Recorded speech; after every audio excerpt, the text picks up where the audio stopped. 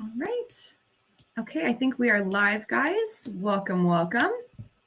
It's Hannah Sotropa here from Toronto Humane Society, and we are so excited to be doing another live with you guys. You guys seem to really be enjoying these. So if you are loving them and you have hot topics you want to discuss with our team of experts, be sure to comment them down below or reach out to us directly and we'll see what we can do. For today's live, so we're going to wait a few minutes and I'll do a little intro here just while we let some more people join. But for today's live, we're going to be talking about a pretty unique program to Toronto Humane Society. And this is our Rescue, Transport, and Relocation program. A lot of people wonder, where do you get all your animals? How do you get all these wonderful animals? And a large way that we get all of these incredible animals is through this Rescue Transport program. So we're going to be chatting to the folks who run this program and make it all happen today. We're going to be talking to Larisa Nagelberg. She is our Division Manager of Community Sheltering, otherwise known as Fostering, and Animal Transport Coordinator. And then we also are going to be speaking to Kailie Bunyan, who is our Rescue Transport Coordinator as well. So the two of them spearhead this wonderful program that we have, again, that brings animals to the City of Toronto to meet this incredible demand for animals. As always, this is going to live on our Facebook page for future viewing and sharing, so be sure to engage with this post to make sure we can get this information out there for those who are interested. And don't forget as well, at the end, we have our Q&A session, so be sure to be thinking of questions you want to ask Larisa and Kailie at the end of the session. I think we've got enough people on here. We've got about 20 viewers, okay. All right, so let's introduce our team here. So I'm going to toss Kailie up and Larisa. Welcome, guys. Thanks, Hannah. Thanks so much for having us. Yeah, so excited for you guys to be here. So let's kick it off. So the first question that I have, and I will pass this off to you guys, is what is the what is the Rescue Transport Program? Tell us a little bit about what it is and yeah, the ins and outs of it. Sounds good. Thanks, Hannah. And first off, I'm just so excited to be on here today and talking about one of my favorite programs, which is the Rescue Transport Program.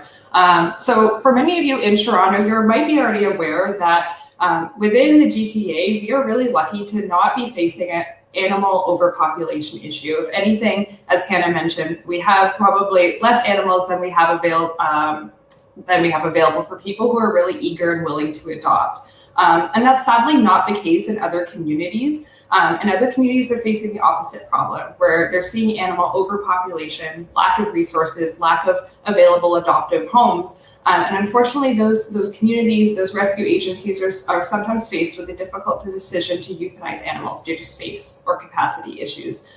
So the Rescue Transport really tries to address that problem and see how we can be a capacity provider for outside agencies so that they don't have to make those decisions to euthanize animals due to issues like space or time. And so quite simply put, we move animals from areas of high population to areas of low population, such as Toronto, and bring them into our care and care of other agencies in southwestern Ontario so that they can have a second chance at life and go up for adoption and find their forever homes. We really just try to work to address that disparity and save as many lives as possible. And then long term as well, we look at how can we address the root cause of these problems and support our partner agencies to hopefully in the future see animal overpopulation across the board no longer be a problem. So quite simply put, it's moving animals into our care and putting them up for adoption so people like you, if you're watching, can take them into your home.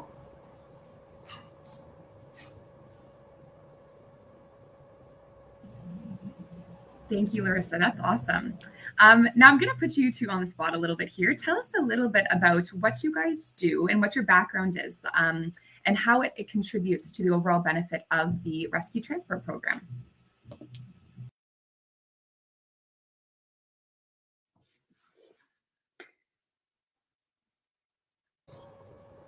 I can go first. I think you're asking just like what we do within our roles. So as the division manager, I'm overseeing, in general speaking, like what is our strategy? How do we want to approach animal transport? There is unfortunately no shortage of animals needing rehoming, animals needing transport. So my role is really looking at zooming outside of our agency and seeing what the general sort of pet climate issue is, and where can we devote our resources, our time and energy to save the most lives as possible, and make sure that we're bringing in animals that we feel we can readily move into adoptive homes as well. So, for many people, they might not be aware of, that certain states, for example, the United States, are facing really high euthanasia rates for animals. I think Texas is on the map for that, along with California. So we're trying to look at general trends in terms of how other animal shelters, other animal organizations are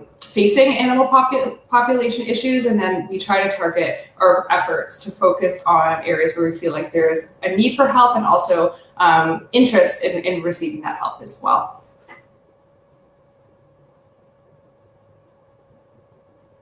All right, thank you, Larisa. And Kailie, tell us a little bit about what you do. So I am a rescue transport coordinator. So what I do day to day is I build and maintain our relationships. So that's communicating with other shelters, other rescues, to see what the demand is for animal transport. We also arrange all the logistics, so we make sure animals are, healthy, safe, and transported appropriately into our shelter.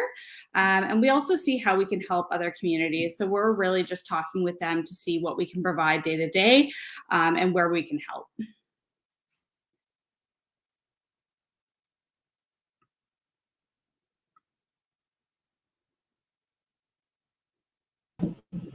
Sorry, guys, please bear with me. I'm having a little bit of lags here. So our next question for you guys, and I think we're going to pose this one to Larisa, is what exactly is the Rescue Transport Program specifically?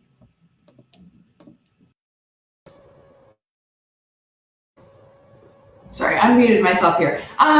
So, I think we kind of addressed it in the earlier question, but essentially it is moving those animals from higher density areas to lower density areas like ourselves in Toronto, and seeing how we can maximize our life-saving capacity through the movement of animals. There's a lot of logistics that go into that, as Kailie covered and we'll be covering later on in this discussion. And we're really excited just to kind of talk about the nuts and bolts of how that works. But simply put, it's moving animals into our care and hopefully getting them ready for adoption so that they can end up in homes like our viewers may have today.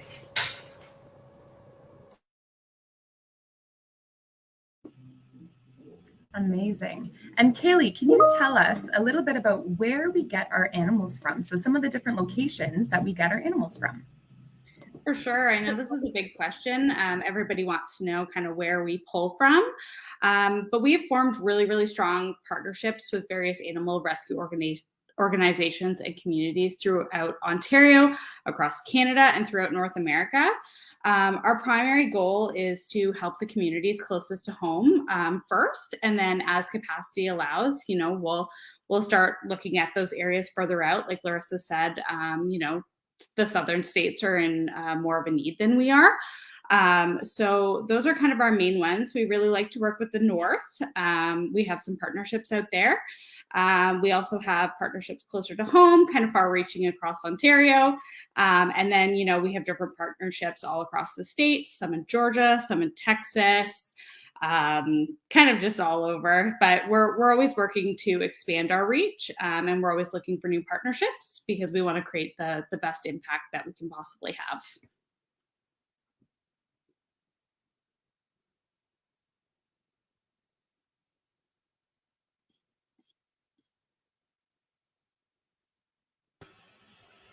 That's awesome. Thank you, Kailie. And to piggyback that question, can you tell us a little bit about how we decide who to help when we are supporting, of course, our local populations as priority? How do we make those decisions of where there is need and how we facilitate helping out there? For sure. So we have a very in-depth admission policy that has our primary focus for helping with the animal population within the GTA. But we do expand our reach beyond Toronto as capacity allows. So, our partners in Ontario will always come first to us because we realize that, we want to have an impact in the community that we're in. So that means working with the north, taking in from Toronto. Majority of the cases we get in the GTA are medical or behavior intakes. And then if capacity allows, like if we have the space and we have the time, the resources, then we'll start looking at other areas such as the States. The States in Canada are our main focuses right now, just because there is a lot of overpopulation in those areas. So we're working on that before we expand international or anything like that. But that's kind of how we judge our who to help first and who to help second. We also have, our objectives. We want to support solutions that lead to self-sustaining communities who can manage their pet populations independently. So essentially, we want to help areas that aren't just wanting to transfer animals out to lessen their population.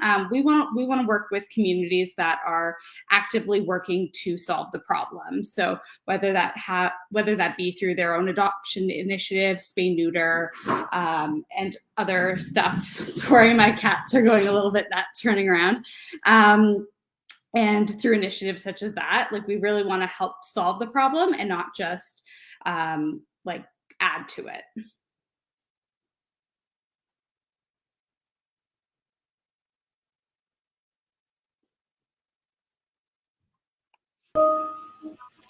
Thank you so much, Kailie. That's fabulous. And Larisa, the next question for you is, what are the logistics that go into this program? Obviously, there are so many different ways a program like this could be run. How does Toronto Humane Society run this program? Yeah, so I mean, Kailie's definitely a main factor in how we run this, because a big part of rescue transport is relationship building and relationship management. So she's in contact with our partners on a regular basis, seeing where there's need, and then also having conversations internally with our teams to see where we have capacity to support. And when we do have that capacity to support, we will schedule in a transport. Sometimes we'll do it with advance notice, and sometimes there's more emergent situations. We're bringing in animals within a few days of the request, sometimes same day as well. Those animals could be transported to us through a number of avenues. For us, it's primarily ground transport and sometimes flight. We don't really have any need to do any sort of boat transport or train transport or anything like that. So I would say the primary use of transport is through ground transport, driving the animals to our care. We have an amazing team of animal care workers and drivers who support those transfers and make sure the animals are safe and comfy and healthy as possible throughout their journeys to us. And then with flights as well, we make sure that those animals are receiving the appropriate level of care as they are moving through the air and arriving into our care. A big chunk of the logistics also is looking at things like border restrictions and legislation and things that maybe aren't super flashy or fun to talk about, but are definitely a major consideration for us in terms of best practices for animal transport, and then also just what are the border restrictions for moving animals, especially north into Canada from the United States. So on either end, we will have primary contacts that are reaching out to one another, saying how the transfer is going. It is quite a big operation, and I can say I'm always appreciative of Kailie and our other transport coordinators for just working so much around the clock and really being on the ball with how these transfers go. No transfer is the same. No transfer really goes according to plan, because there are so many different factors and variables that go into play, and it always kind of keeps us on our toes as things change and challenges arise. But we've done a really great job in terms of making sure that things go as well as they can and that animals arrive to us safe and sound, which is, of course, the primary objective for our transfers. That's a great segue, Larisa, to our next question, which is, Kailie, how do we maintain safety and health of the animals during transport? As we know, they do travel extended periods of time. So how do we attend to each individual need of the animals during their transportation to us? That's a great question, Hannah. We really take the safety of our animals very seriously. So we really leverage our expertise in animal care and resources to create personalized and individual tailored solutions for our partners. So that means no transfer is ever the same. It depends on, length of drive, if they're flying, kind of the logistics that Larisa was talking about. We also ensure that we are mitigating the risk of infectious disease in our local pet population. So there are a few documents that we reference and we really kind of live by. They're kind of the Bibles of rescue transport. So we use the AWA, which is the Association for Animal Welfare Advancement, and it kind of goes over different transport techniques, how to minimize disease, how to make sure your animals are healthy, etc. And we also reference our shelter medicine protocols. So our transport protocol is very, very in-depth. It goes over standards that our partners need to follow when they're sending animals. It goes over things that we need to follow, such as, vaccine records, making sure everyone's had a medical check, that they've all received their flea and tick meds, because we really don't want to introduce new species of ticks or other diseases here in Ontario. We really want to protect what we already have, and we don't want to bring anything new into the mix. The protocol, also includes how to transport animals, so proper stacking of crates, how to, secure the animals, fear-free techniques, maximum hours allowed to be in the vehicle before they need to be walked, watered, fed. We really take all of this into account because we want to make sure these animals are not being put in harm's way. We're doing them we're doing a good thing by bringing them in, and we want to make sure that we're offering the perfect level of care that they need to be able to make it to Toronto safely. I don't know if Larisa has anything to add to that, but I'm going to throw it over to her just in case, because this is a huge topic. Yeah, we could probably do a separate live event just about sort of animal transport best practices, and there's definitely some major animal welfare organizations that have run really big webinars on this. I think Kailie's covered the gambit of it. The only thing I would add is just that of inherently transporting animals, like even if you ever taking your animals to the vet, you would recognize how stressful it can be for them. So you can imagine how a longer drive with multiple animals within a vehicle who maybe don't like one another can be really stressful for them, especially if they haven't really experienced that before. And one thing that we notice a lot within animal sheltering is that when an animal is highly stressed, it's very likely that soon after they're going to become sick. And we are very concerned about that when they're entering into our facility and receiving care. For example, it can be quite common for cats who are transported to arrive into a facility and then a few days down the line break with upper respiratory infections or like a cat cold. So one of the roles of the transport team is to see how we can mitigate stress, not only just to make sure that the animal's transfer and journey is as pleasant as possible, but to really mitigate, them getting sick down the line. So Kailie's spoken to some of the ways that we mitigate stress for those animals. Simple things like playing classical music. We ask our drivers to really drive conscientiously, not brake heavily, not do any major turns. In some cases, we will provide or ask our partners to provide transported animals with some fear-free medication just to mitigate stress and anxiety throughout their experience. And we've seen really great success with those things. Something as simple as taking an animal's blanket from when they're in the kennel at the sending facility and putting it into the crate that they're going to be transported in can make a big difference in terms of their experience of the drive. So we're constantly trying to assess, if I was an animal, how would I experience this journey and how can we make it as pleasant as possible, knowing that there is going to be always sort of a base level of stress experience for these guys. And we recognize that there's a big connection between stress and sickness, and we try to eliminate that as much as possible.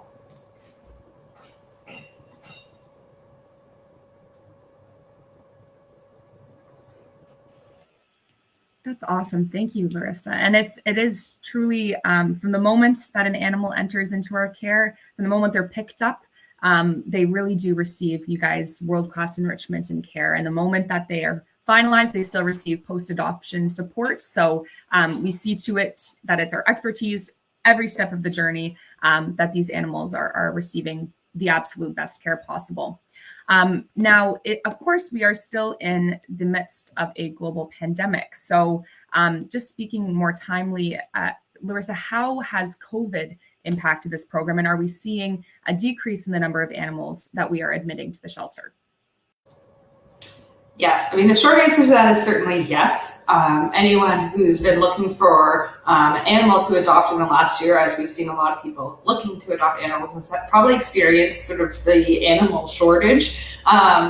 COVID has affected a lot of animal welfare organizations, and it's affected us in different ways. So, of course, when the pandemic started in March 2020, we really halted intakes of transfer animals because we didn't really know what this sickness meant for us, how transmittable it was, and we really wanted to put the safety and health of our staff first and foremost. So we did halt transfers in March 2020, and in fact transferred in, I think, 0 animals in that month, which is a big stretch compared to what we're used to do, which was around 141 animals per month prior to that, or 1,700 animals per year.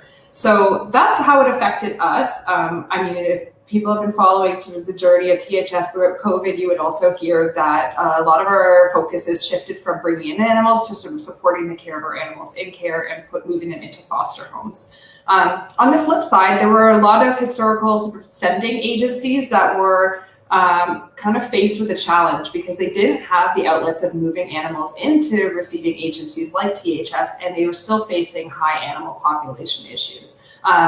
And so COVID, from what I've heard and through some of the conversations I've had with some of our partner agencies, created almost an opportunity for those sending groups to think about alternative solutions, and also really gather and gain the support of the community. And luckily for many of them, they were able to do that. So I've heard a lot from partner agencies about how a lot of people within, places like Texas or some of these higher covert population states had people offering their homes to foster animals, to adopt animals for long periods of time. And that through those outlets and through those sort of community-based solutions, they were actually able to sort of, for a short time, manage their animal populations in ways that they hadn't been able to before.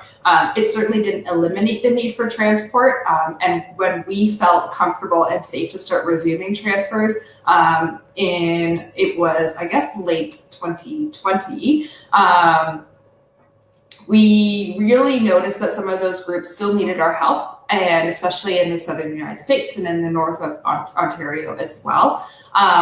And so we started resuming transfers around, as I said, November 2020. And since then, we've slowly been kind of creeping up the amount of animals that we're able to bring into our care. Certainly, we remain cognizant that the pandemic is not over, and we want to put staff safety and volunteer safety at the forefront. So we do try to continue with transfers right now as much as possible. But of course, it's an evolving situation as the COVID numbers go up and down. So this year we're looking at, I think it's around average of 50 animals per month. And again, referencing back to pre-COVID numbers, we were used to be doing around 141 animals per month. So certainly we're not back to those pre-COVID numbers, which I would love to see because it means more lives saved. But we're hoping we can get there in the coming months, depending on how COVID unfolds for everyone here.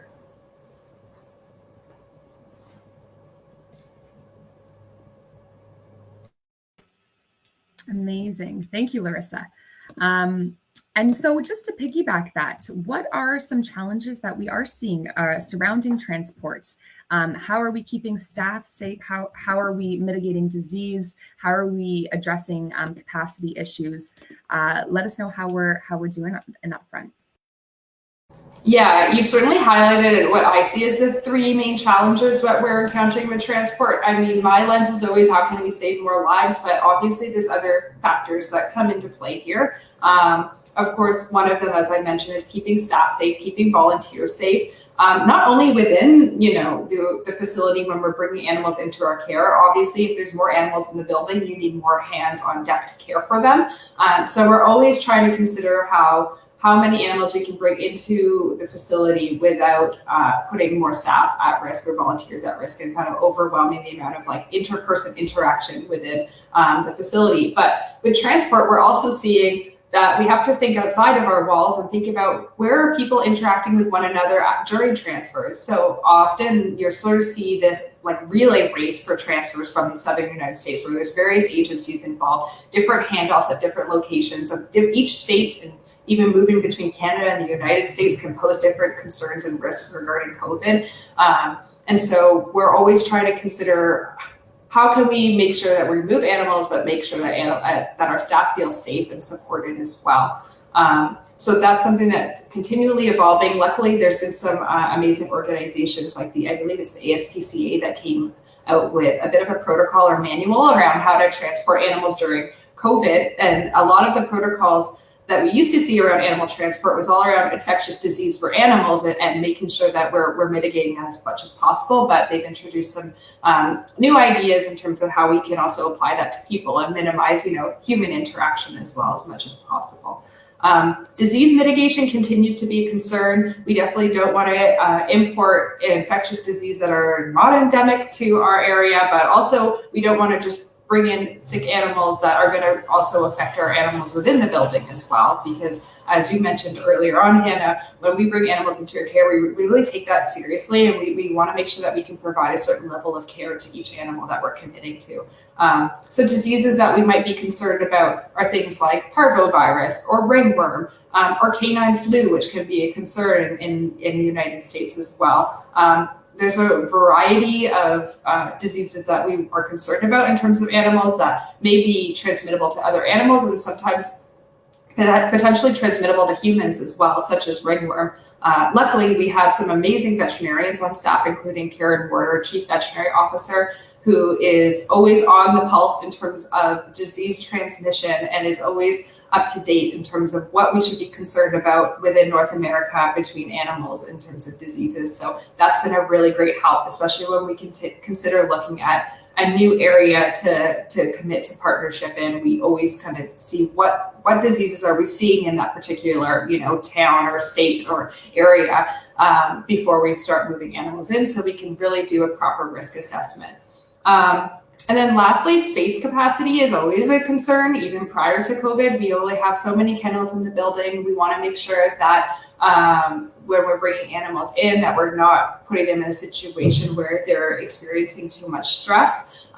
Many of you have heard that within the facility, we've also introduced things like double kennels for some of our dogs so that they have tons of space when they come into the facility. So we're always considering things like that, whether or not we have hands on deck. And then, speaking from a foster perspective, because I also run the foster program, what kind of capacity do we have from our foster homes to support these animals? Because, while a shelter facility works for a period of time to, save animals from uncertain outcomes, the real place for animals within a home and environment. So whenever possible, we do try to move or transfer animals into foster homes so that they can be comfy and adapt to a home environment and really show their true colors before they go out for adoption.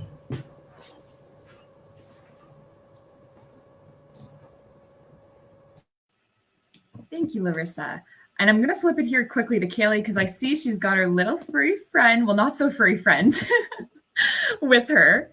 Not so furry. No, she is so cute. What's her name? Who have you got there, Kailie? This is Beerus. We named him that because he's the Lord of Destruction. Super cute. He's about 6 months old. He is absolutely adorable. Oh my goodness.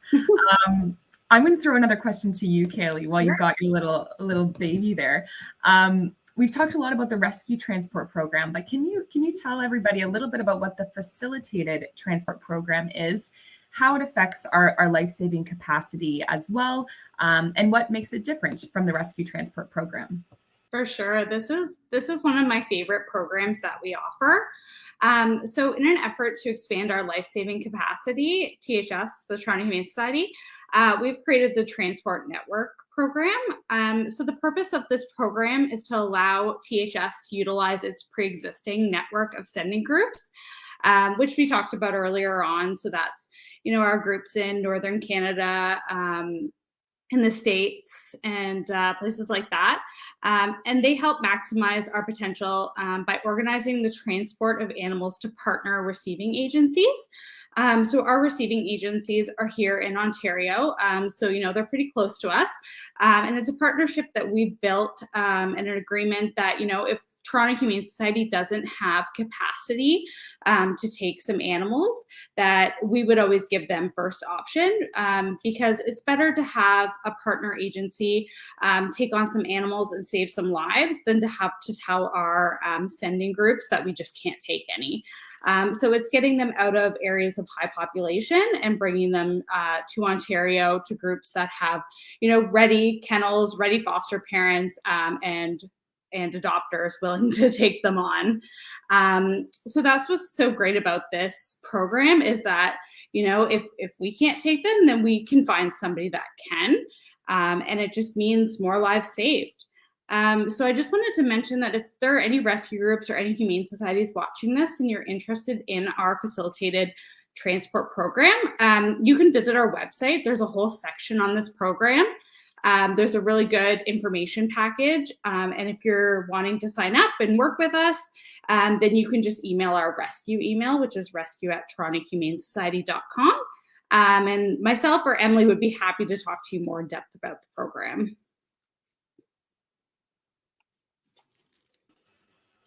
That's awesome. Thank you, Kailie. And please keep your kitty on this whole time. It's such a joy to watch. I'll try and keep him there. He might run off soon. Well, it's 6 months. Yeah, it's hard to keep those little guys still. And here comes the other one. Oh my gosh. We got a hairless and... Oh, she might not come on. Nope. No. She's just looking at the hairless, but she's an orange tabby. Oh my goodness. And guys, if you are looking at these beautiful cats Kailie has and you are interested in fostering, just a reminder that our website has the list of all of our available and adoptable animals. You can view beautiful photos, you can read their bios to get to know them, and do the full process virtually. So if you've got a place in your heart and your home to bring an animal in, definitely check out our website, torontohumanesociety.com. All right, so our next question here is for Larisa. So Larisa, where do you see the future of animal transport in the next, 5 to 10 years, let's say? Well, it always makes me think of this commonly used phrase within the animal transport community, which is that, in the world of transport, our goal is to put ourselves out of business. I mean, I think a lot of animal shelters want to do that as well. We want to eliminate the reasons why animals become vulnerable and, become unhoused or, be put at risk for euthanasia in places where there aren't, ready outcomes for them. So the future to me is a place where we're not hearing from groups that they need animal transport because they're already managing their pet populations on their own.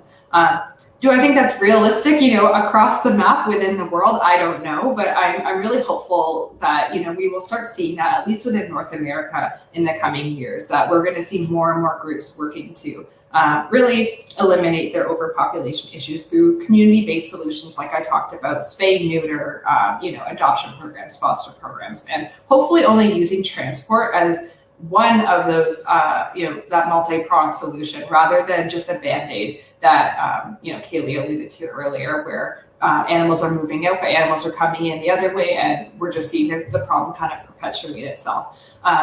Another trend that's just really interesting to me and I'm hopeful for as well is this idea of sister shelters. So the idea of partnering with shelters beyond just looking at movement of animals, but really speaking with our partners and seeing how we can support them through some of those initiatives that I spoke to. We have a lot of expertise within the Toronto Humane Society in terms of, veterinarians that are really great in terms of, infectious disease management. We have experts in terms of adoption programs, foster programs, all of these great things. And we're really well resourced in that way, and other organizations just might not be. A lot of organizations and even shelters are volunteer run, and they just don't really have the human power to, start up these programs. So the idea of sister shelters is really exciting to me because it's almost a way of us sharing our expertise with those organizations so that they can really piggyback on some of the things that we know about and then hopefully implement it in their community to eliminate some of the reasons that we see animals needing transport in this day and age.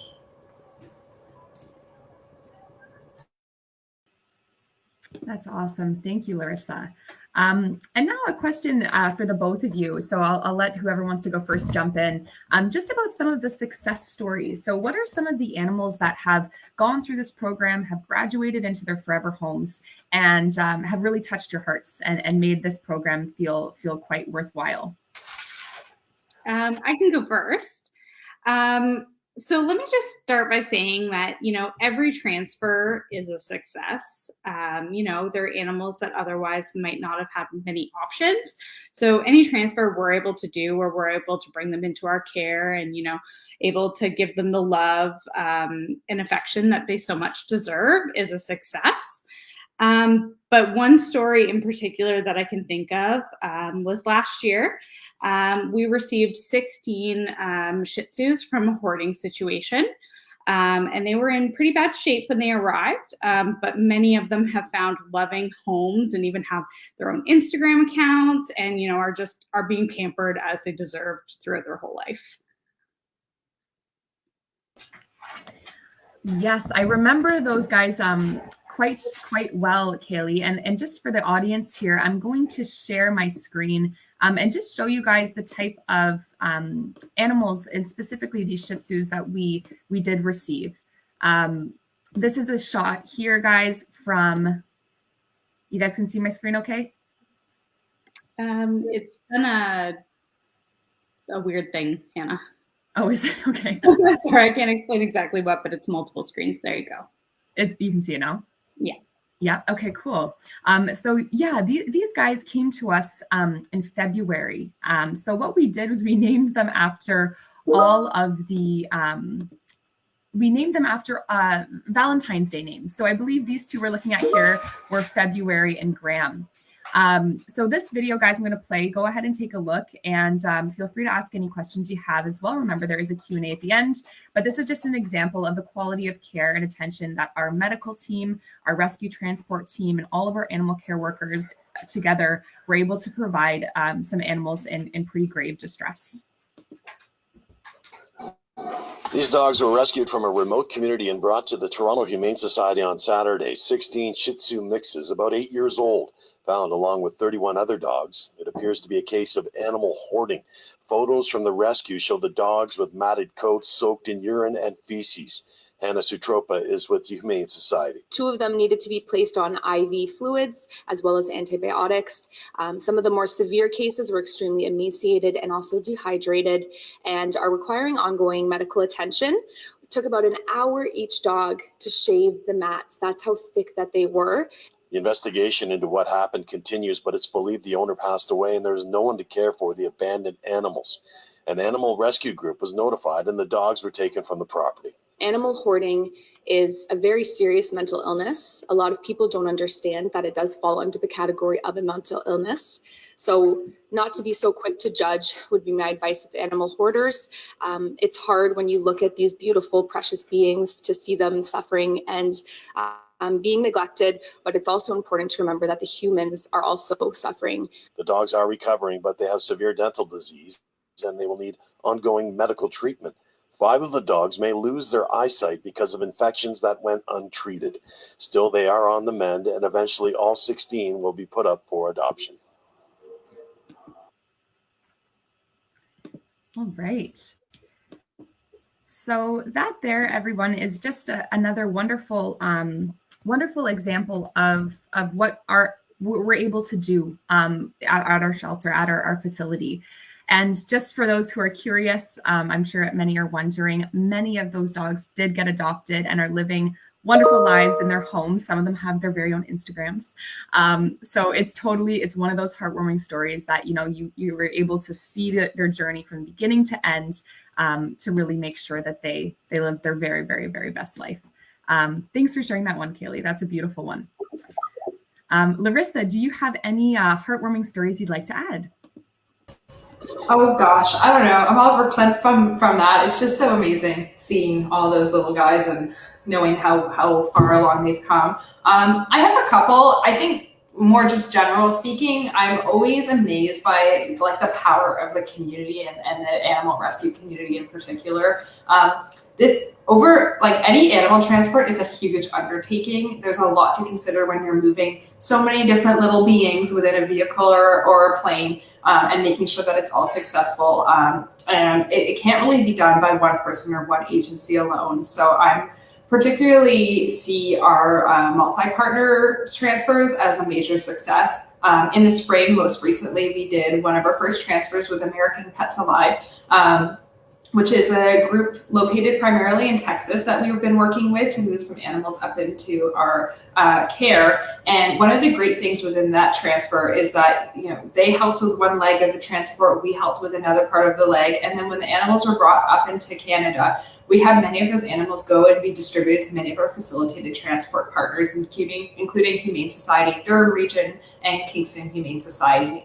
And many of those animals were quickly and readily adopted. And, all of that just couldn't have been done without everyone really putting their heads together and seeing how we could support those animals and move them into Canada. So that to me is a huge success in every transfer, where we just see the power of the community coming together. The second success it came to my mind because right behind you, Hannah, we have actually one of our little transfer animals who came into our care from Six Nations Animal Control, I believe, and was diagnosed with heartworm upon arrival. I don't know, Hannah, if you're able to have Hank join in on the screen or if I'm putting you on the spot.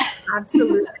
He is ready for his moment. I've just got to figure out here how to flip my camera, but I will feel free to keep chatting. I'll keep talking. Yeah. Well, yeah, so Hank came into us, as I mentioned, with heartworm, which is a treatable but very serious condition, which, as it sounds, it's literally, worms on the heart. And we're really lucky to be able to treat this issue quite readily within the Toronto Humane Society, whereas other organizations can't. Usually these guys require like 2 to 3 months of treatment and exercise restriction. And you can see even with Hannah, how difficult it might be to restrict exercise for these guys. And Hannah is not only a THS staff member, but a foster parent as well. So she's been fostering, I would say little Hank here, but he's really a tank. Hank during his heartworm treatment and helping him recover from this disease. And I understand with his particular heartworm condition, it is quite severe. And we've seen some complications during his heartworm treatment just because of the severity of and the level of, infection that he had with heartworm. So to me, that's a success, that this animal was essentially a free roaming dog before and now is getting such amazing care. And, soon will be getting adopted after his heartworm treatment is complete. And you can just see, look at this face. I'm just obsessed with him personally, because he's just a lovely, lovely soul. And I just feel so pleased that we're able to help guys like Hank. And you're absolutely bang on, Larisa. Hank, guys, has had some pretty serious heartworm complications. He's been to emergency once. And so for a guy like this, heartworm treatment is such an expensive procedure. It goes on for 4 months. And if they are having even more severe complications, it can go on for a full year. Thankfully, Hanky doesn't have to have a full year because I would fall in love with him and keep him. But little Hanky here is doing so well because of the medical attention, the world-class expertise that he receives from THS, Toronto Humane Society, staff and medical team. And you're absolutely right, Larisa, that originally before he was roaming free with heartworm, which can be quite devastating and can have fatal implications. So pleased to say his heartworm filter to see if he's negative is coming up on September 21st. So once he is negative, his UTI is all cleared, and once he's good to go, then he's going to land himself his forever home. So thanks for bringing attention to him, because he's an absolute beauty, aren't you, Hank? He's perfect. And thanks to you, Hannah, and other foster parents. As I mentioned, when we're thinking about our ability to bring in animals like Hank, we are also considering, do we have people who are ready and able to take these animals into their home for a duration of treatment like heartworm? So thank you to you and any foster parents out there as well, because you're really a major key component in our life-saving process. Thank you, Larisa. Couldn't do it without everybody's support and help. Well, that was wonderful, guys. Thank you for your, I'm just getting situated back here. Thank you guys so much for all of your insight, all of your information. We're going to flip it to the Q&A section now. So there's a few good questions coming through here. Okay, so the very first question comes from Kat Cap, and she asks, can anybody help with the transport process? I'm happy to take that on. I guess in short, likely yes. Like we're always happy to have referrals. If you know of groups that are in need, you can always email us, rescue@torontohumanesociety.com, and let us know if you have heard of some groups or you're aware of, or even a part of a group that requires help in terms of moving animals. As far as helping with the transport process, we do also regularly have volunteer postings up for supporting our program. Those can be admin roles, helping receive animals upon arrival, or even helping with the drives, which I know can be very exciting. If anyone's interested, like I encourage you to reach out to rescue@torontohumanesociety.com, and we can take down your information and let you know when we ever have volunteer openings for those roles. That's awesome. Thank you, Larisa. That addresses, I think, the next question too, which was I'd love to volunteer if there's a need. So definitely Kat Cap, reach out and we can touch base with you. One question comes from, I'm sure it'll be a short answer, but are you saying the transport, or are you saying transfer? Is there a difference between the two? Both are used interchangeably, I'd say. I mean, Kailie, you can let me know if you have any further thoughts on this, but I find I end up using them interchangeably just so I'm not using one word too much more than the other. I mean, transport, I guess, speaks to the movement of animals, whereas transfer is speaking about sort of the transfer of ownership from one agency to another. So sometimes, depending on the context, we're using one word or the other. I completely agree. Amazing. Okay. Well, guys, thank you again for the valuable information. That wraps it up today. If you guys are watching this after it's already viewed, then definitely feel free to add a comment below if you do have questions that weren't addressed. Feel free to share this so that it can reach those who might actually be able to, that's a rescue or an organization that might actually be able to become a partner with Toronto Humane Society. And all of this information can be found on our website. We've also linked in the comments below our rescue, transport, and relocation page right on the site if you want a more in-depth read through all the program offerings and how to get involved. Thank you, Larisa. Thank you, Kailie, for such a wonderful session and a heartwarming session with all the animals we got to see today. And we hope to have you guys back on very soon. No problem. Hannah, I just saw one more question come through that I thought we might be able to answer before we head out. Good eye there. Thank you, Kailie. Okay, so we do have one more because we've got the time. So from David, he asks, hi, how frequently do you have transfers coming from Texas? Also, how would a Texas shelter sign up as a source partner? I think I can speak to this one. So our frequency really depends on our capacity here in Toronto. Pre-COVID, we were accepting transfers probably, every week from different partners throughout the States. But currently, capacity has been a little bit tight, so we haven't been able to do as many transfers as we have wanted to. But if you're looking to sign up and kind of partner with us, I would just suggest emailing our rescue team, and, we can set up a call. We can discuss with you kind of all the logistics, and we can go from there. So just as a recap, our email is rescue@torontohumanesociety.com. And we look forward to hearing from you.